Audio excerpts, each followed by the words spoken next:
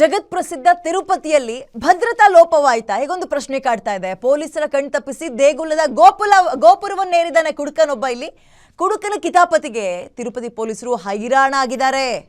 ಗೋವಿಂದರಾಜಸ್ವಾಮಿ ದೇವಸ್ಥಾನದ ಗೋಪುರವನ್ನ ಕುಡುಕನೊಬ್ಬ ಹತ್ತಿದಾನೆ.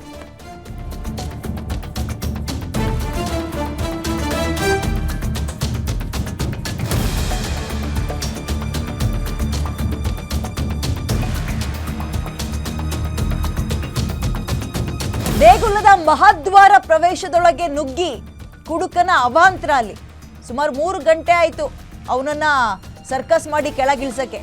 3 ಗಂಟೆಗಳ ಕಾಲ ಕಾರ್ಯಾಚರಣೆ ಮಾಡಿ ಅಗ್ನಿಶಾಮಕ ದಳದ ಸಿಬ್ಬಂದಿಗಳೆಲ್ಲರೂ ಸರ್ಕಸ್ ಮಾಡಿಬಿಟ್ರು ಆ ಕಿಕ್ನಲ್ಲಿದ್ದವನನ್ನ ಕೆಳಗಿಳಿಸಕ್ಕೆ. ಕುಡುಕನನ್ನ ಕೊನೆಗೆ ಪೊಲೀಸರು ವಶಕ್ಕೆ ಪಡೆದಿದ್ದಾರೆ. ಅದು ಹೆಂಗೆ ಎಲ್ಲರೂ ಕಣ್ ತಪ್ಪಿಸಿ ಹೆಂಗೆ ಹೋಗಕ್ಕೆ ಸಾಧ್ಯ? ಅವನು ಅಲ್ಲಿ ನೋಡಿ ಅಲ್ಲಿ ಎಲ್ಲಿಗೆ ಹೋಗಿ ನಿಂತಿದ್ದಾನೆ ಅಂತ ಪೂರ್ತಿ ಕುಡಿದು ಬಿಟ್ಟಿದ್ದಾನೆ. ಏನು ಮಾಡ್ತಿದ್ದೀನಿ ಎಂದು ಅರಿವಿಲ್ಲ ಅವನಿಗೆ. ಬಟ್ ಅಲ್ಲಿನ ಸೆಕ್ಯೂರಿಟಿಯನ್ನು ಕಣ್ ತಪ್ಪಿಸಿ ಅದು ಹೆಂಗೆ ಹೋಗಕ್ಕೆ ಸಾಧ್ಯ ಆಯಿತು ಅನ್ನೋದೇ ಆಶ್ಚರ್ಯನಪ್ಪ. ಅಲ್ಲಿ ಹೆಜ್ಜೆ ಹೆಜ್ಜೆಗೂ ಭದ್ರತಾ ಸಿಬ್ಬಂದಿಗಳು ಇರ್ತಾರೆ. ಗೋವಿಂದರಾಜಸ್ವಾಮಿ ದೇವಸ್ಥಾನದ ಗೋಪುರದ ಮೇಲೆ ಏರಿಬಿಟ್ಟಿದ್ದಾನೆ. ಅಲ್ಲಿ ತನಕ ಏನು ಮಾಡ್ತಾ ಇದ್ರು? ಆಮೇಲೆ ಏನು ಬೆಳಗಿನ ಜಾವ ಆಗಿರೋದ ರಾತ್ರಿ ಆಗಿರೋದ ಇದು?